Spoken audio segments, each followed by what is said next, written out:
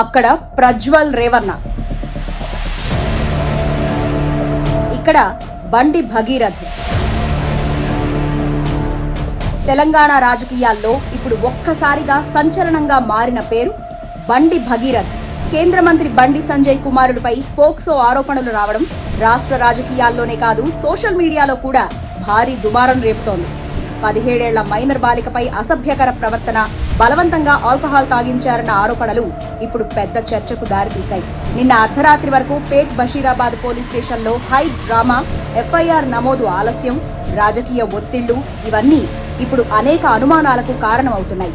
ఒకవైపు ధర్మరక్షణమే ఈ ఫోక్స్ కేసులు అంటూ సోషల్ మీడియాలో పోస్టులు వైరల్ అవుతుంటే, మరోవైపు అక్కడ ప్రజ్వల్ రేవన్న, ఇక్కడ బండి భగీరథ్ అంటూ బీజేపీపై విపక్షాలు ఫైర్ అవుతున్నాయి. అసలు ఆ రాత్రి ఏం జరిగింది ఇప్పుడు ఈ కథనంలో చూద్దాం.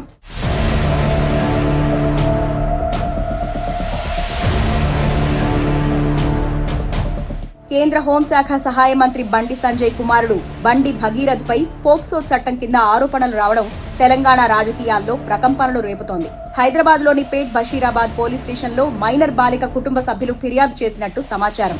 17 ఏళ్ల బాలికపై అసభ్యకరంగా ప్రవర్తించడంతో పాటు బలవంతంగా ఆల్కహాల్ తాగించారన్న ఆరోపణలు వినిపిస్తున్నాయి. ఈ ఘటన మొయినాబాద్ ఫామ్ హౌస్ తో పాటు మరో 2 ప్రాంతాల్లో జరిగినట్టు ప్రచారం జరుగుతోంది. బాధిత బాలిక తీవ్ర మానసిక ఒత్తిడికి గురై 2 సార్లు ఆత్మహత్యాయత్నం చేసిందన్న సమాచారం కేసును మరింత సీరియస్ గా మార్చింది.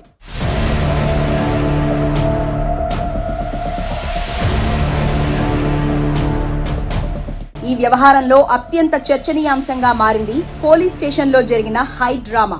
నిన్న అర్ధరాత్రి వరకు దాదాపు 6 గంటల పాటు పేట్ బషీరాబాద్ పోలీస్ స్టేషన్లో ఉద్రిక్త పరిస్థితులు నెలకొన్నట్టు తెలుస్తోంది. బాలిక కుటుంబ సభ్యులు వెంటనే ఎఫ్ఐఆర్ నమోదు చేయాలని డిమాండ్ చేయగా, మొదట పోలీసులు కంప్లైంట్ మాత్రమే తీసుకున్నారన్న ఆరోపణలు వినిపిస్తున్నాయి. ఎఫ్ఐఆర్ నమోదు కాకుండా ఒత్తిళ్లు వచ్చాయన్న ప్రచారం కూడా రాజకీయంగా పెద్ద దుమారానికి దారితీసింది. కేసు పెట్టకపోతే కోర్టుకు వెళ్తాం అని బాలిక కుటుంబ సభ్యులు హెచ్చరించినట్టు సమాచారం. దీంతో చివరకు పోలీసులు కేసు నమోదు చేసినట్టు తెలుస్తోంది.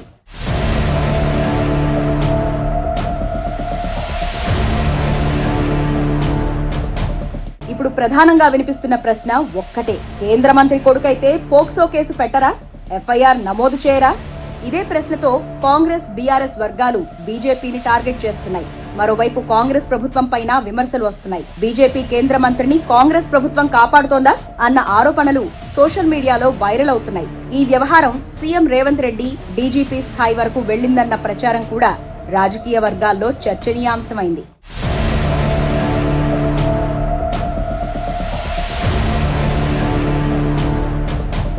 ఇక సోషల్ మీడియాలో జరుగుతున్న ప్రచారం మరో లెవెల్లో ఉంది. ధర్మరక్షణమే ఈ ఫోక్స్ కేసులు, నా కొడుకు శుద్ధపూస అంటూ బీజేపీ అనుకూల పోస్టులు వైరల్ అవుతున్నాయి. మరోవైపు అక్కడ ప్రజ్వల్ రేవన్న, ఇక్కడ బండి భగీరథ్ అంటూ బీజేపీపై ప్రతిపక్షాలు విమర్శలు గుప్పిస్తున్నాయి. కర్ణాటకలో ప్రజ్వల్ రేవన్న కేసులో బీజేపీ తీసుకున్న వైఖరిని గుర్తు చేస్తూ ఇప్పుడు అదే పార్టీ నేత కుటుంబంపై ఆరోపణలు రావడాన్ని హైలైట్ చేస్తున్నారు. దీంతో సోషల్ మీడియాలో 2 వర్గాల మధ్య తీవ్ర వాదోపవాదాలు జరుగుతున్నాయి.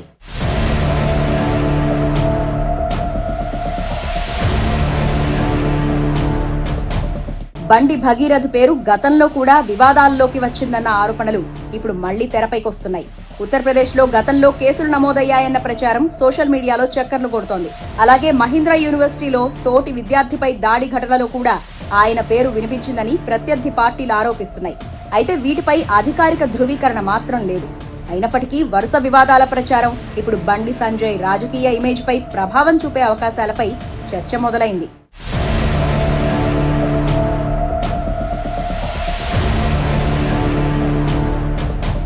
ప్రధాని మోదీ తెలంగాణ పర్యటనకు ముందు ఈ వ్యవహారం బయటకు రావడం కూడా ఇప్పుడు రాజకీయంగా ప్రాధాన్యత సంతరించుకుంది. తెలంగాణలో బీజేపీని బలోపేతం చేయడానికి పార్టీ హైకమాండ్ ఫోకస్ పెంచిన వేళ కేంద్ర మంత్రి కుటుంబం వివాదంలో చిక్కుకోవడం కమలనాథులను డిఫెన్స్ లోకి నెట్టిందన్న విశ్లేషణలు వినిపిస్తున్నాయి.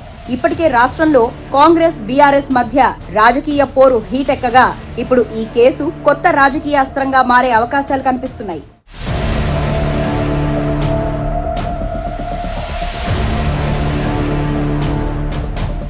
మైనర్ బాలిక ఆరోపణలు నిజమా లేక రాజకీయ కుట్ర?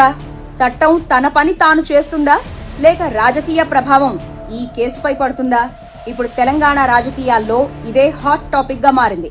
బండి సంజయ్ కుటుంబాన్ని చుట్టుముట్టిన ఈ వివాదం రాబోయే రోజుల్లో ఇంకెన్ని మలుపులు తిరుగుతుందో చూడాలి.